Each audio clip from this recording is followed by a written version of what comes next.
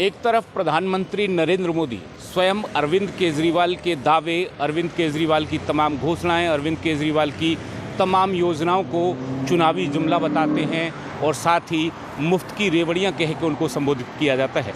लेकिन वहीं दिल्ली के द्वारका इलाके में प्रधानमंत्री नरेंद्र मोदी की केंद्र सरकार के अंतर्गत आने वाला दिल्ली विकास प्राधिकरण किस तरह की जो रेवड़ियां हैं वो अपने ठेकेदारों और अधिकारियों में बांटता है, इसकी एक जीती जागती तस्वीर सेक्टर 12 और सेक्टर 13 के रोड पर देखी जा सकती है।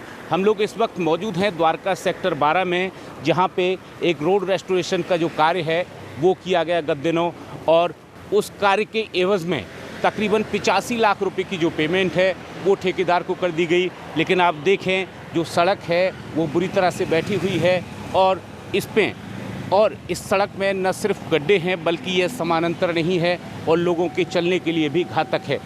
इस पूरे खेल पर रोशनी डालने के लिए हमारे साथ मौजूद हैं द्वारका के सुप्रसिद्ध समाजसेवी भाई रॉबिन शर्मा। रॉबिन जी, क्या कुछ खेल हुआ, किस तरह की रेवड़ियां बांटी गई और 85 लाख रुपए हजम कर लिए गए? बिल्कुल आप सही कह रहे हैं। जिस प्रकार से हमारे देश के यशस्वी प्रधानमंत्री नरेंद्र मोदी जी ने बोला कि रेवड़ियां बांटने का खेल बंद होना चाहिए, और उससे पहले उन्होंने कहा कि ना खाऊंगा ना खाने दूंगा। इन दोनों बातों को अगर हम देखें तो केवल ये राजनीतिज्ञों तक सीमित नहीं है। प्रधानमंत्री जी चाहते हैं कि भारत जो है भ्रष्टाचार मुक्त हो। इसके लिए ये बातें राजनीतिज्ञों पर ही नहीं बल्कि उनके मातहत आने वाले सारे विभाग के अधिकारियों पर भी लागू होती है। और दिल्ली विकास प्राधिकरण, जिस पर हमारे जो अभी वर्तमान के जो उपराज्यपाल हैं सक्सेना साहब, उन्होंने बोला कि 10,000 करोड़ का कर्जा इनके ऊपर लायबिलिटी है और वो चाहते हैं कि दिल्ली विकास प्राधिकरण जो है वो कर्ज मुक्त हो। इसके लिए उन्होंने जनता से सुझाव भी मांगा है।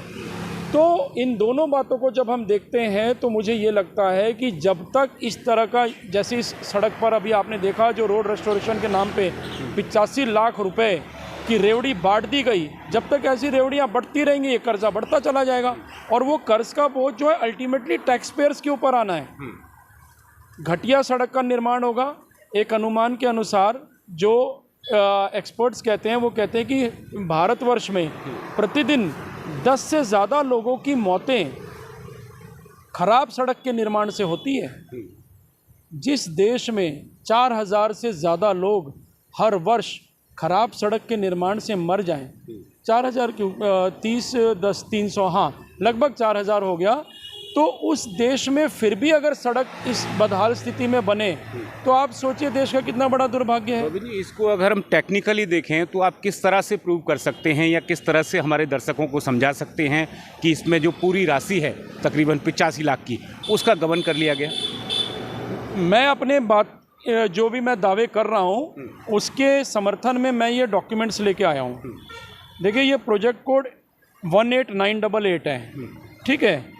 ये जो काम एग्जीक्यूट हुआ है DMD 1 जो डिवीज़न है द्वारका का, उसके तहत किया गया। इस काम में आपको मैं पेमेंट दिखाता हूँ कि 20/7/2022 को शिवम अग्रवाल जी हैं जिन्होंने फर्स्ट RA बिल पे किया, ये असिस्टेंट इंजीनियर है इस डिवीज़न में। ये देखिए टोटल अमाउंट 85,13,721 रुपये 83 पैसे की पेमेंट एजेंसी को कर दी गई। ये इनका एब्स्ट्रैक्ट शो कर रहा है। अब जब इन अधिकारियों से आप बात करेंगे, कहेंगे नहीं जी ये काम तो 50% बिलो था, तो ये 85 लाख का ना हो के हो सकता है 42-45 लाख का पेमेंट हुई हो। लेकिन इसी चीज़ में अभी ये फर्स्ट RA है, अभी इसमें ये लोग डेविएशन भी कराएंगे और इसमें मोटा खेल होगा। और बड़ी बात यह है कि अगर चाहे मान लीजिए 45 लाख की ही पेमेंट की हो गई, यहाँ पर 45 लाख का काम क्या हो ये तो आपके सामने है। डेविएशन देखिए। अच्छा देखिए मज़े की बात क्या है, जो पहला आइटम है इनका एक्सकवेशन, इस जगह की जो एक्सकवेशन की गई उसमें इन्होंने करीब 38 लाख रुपए की पेमेंट की है। टोटल यूनिट है 2128। ये एक्सकवेशन वर्क चालू होता है 3 तारीख को प्रातः 10 बजे 10:09 पे, और 2128 क्यूबिक मीटर एरिया को इन्होंने एक्सकवेट कर दिया पूरा का पूरा प्रातः 10:55 तक। सारा एक्सकवेशन कंप्लीट हो गया इनका। मैं हैरान हूँ कि ऐसी कौन सी जादू की छड़ी इनके हाथ लगी कि ये सारा काम इन्होंने कर दिया। एक और बात, 3 तारीख को एक्सकवेशन हुआ, 2128 क्यूबिक मीटर मलबा दोनों तरफ रोड के ज़रूर डाला गया होगा। हम मान लेते हैं इनकी बात की ये सच बोल रहे होंगे। तो मलबा होना चाहिए ना, मलबा होना चाहिए, क्योंकि उसी मलबे को ये लोग 4 तारीख को यहाँ से उठा रहे हैं। अब ये जो मलबा है कागज़ का टुकड़ा नहीं है, कपड़ा नहीं है, ये धूल के कण है, मिट्टी है, रोड़ी है, बदरपुर है, पत्थर है इसके अंदर में।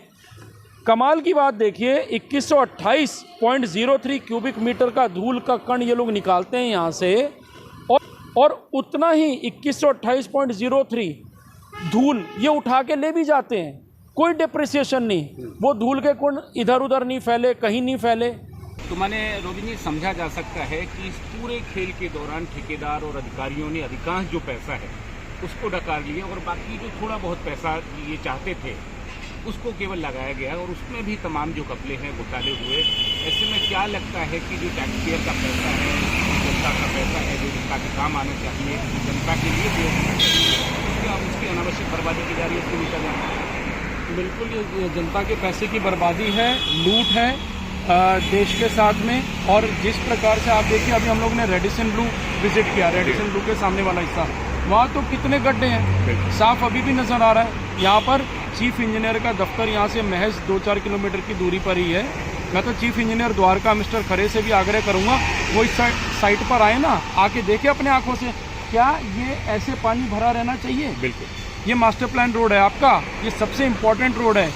इस रोड की अगर ऐसी दुर्गति है तो किस बात का पैसा दिया गया? शिवम अग्रवाल आए ना, इसके एक्सचेंज, इसके जो सुपरिटेंडिंग इंजीनियर है मिस्टर अरुण कुमार, वो आए, वो जवाब दें कि आखिरकार पैसे किस बात के दिए गए। और जब यहाँ पे काम पूरी तरह स्पेसिफिकेशन के आधार पे नहीं हुआ और दिख रहा है कि यहाँ पे भ्रष्टाचार हुआ है, तो ये सारा पैसा एजेंसी से रिकवर किया जाना चाहिए और जितने भी अधिकारी इस काम पे लगे हैं उनसे रिकवर किया जाना चाहिए। 85 लाख रुपए की रकम छोटी नहीं होती। बिल्कुल, किसी का घर बन सकता है, इससे हजारों मरीजों का इलाज हो सकता है, भारत की फौज के वो काम आ सकता है। इस बात को क्यों नहीं समझते ये अधिकारी? अपना घर भरने में लगे हुए। जो ये कॉन्ट्रैक्टर है, ये कॉन्ट्रैक्टर की हिम्मत कैसे होगी घटिया काम करने की? अगर ये अधिकारी ठीक होते तो क्या कॉन्ट्रैक्टर की हिम्मत होती? कॉन्ट्रैक्टर का तो इनको जो भी बैंक अकाउंट है वो फ्रीज कर देना चाहिए, उसको डिबार कर देना चाहिए। अधिकारी उसको शय क्यों दे रहे हैं? बिल्कुल, ये भ्रष्टाचार में लिखता है कि जो पूरा खेल है इसमें न सिर्फ कॉन्ट्रैक्टर बल्कि जो अधिकारी है वो सभी शामिल हैं। तभी द्वारका इलाके में बार बार तमाम कार्यों के अंदर इस तरह की अनियमितताएं जो हैं वो पाई जाती हैं, लेकिन दिल्ली विकास प्राधिकरण कानों में रुई फूंक कर सोता रहता है। जाहिर है कि खेल में सभी शामिल हैं। अब देखना यह होगा कि सोशल एक्टिविस्ट भाई रोबिन शर्मा और हमारे द्वारा उठाई गई इस आवाज़ पर डीडीए कितना कार्य करता है और ऐसे भ्रष्ट ऑफिशियल्स और साथ में ठेकेदार के खिलाफ किस तरह की कार्यवाही की जाती है। सहयोगी गौरव कुमार के साथ मैं आनंद कौशिक।